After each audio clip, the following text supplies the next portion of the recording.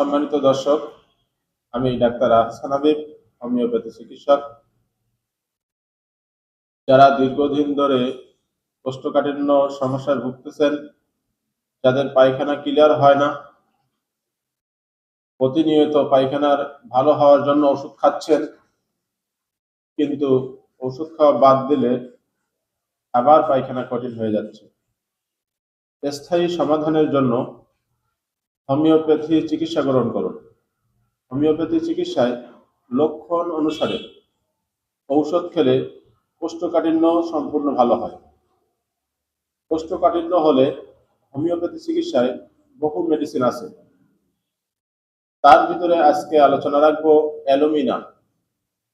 কি লক্ষণ থাকলে আপনারা অ্যালুমিনা ওষুধটি খেতে পারেন, চলুন দেখি। যাদের ভীষণ কোষ্ঠকাঠিন্য সমস্যা, 2-3 দিন পরেও পায়খানার ইচ্ছা হয় না বা বেগ লাগে না,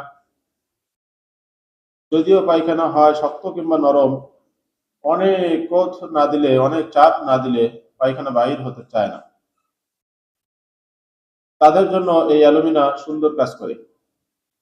আর যে সমস্ত শিশুরা মায়ের দুধ ছাড়া কৃত্রিম দুধ খাওয়ায়,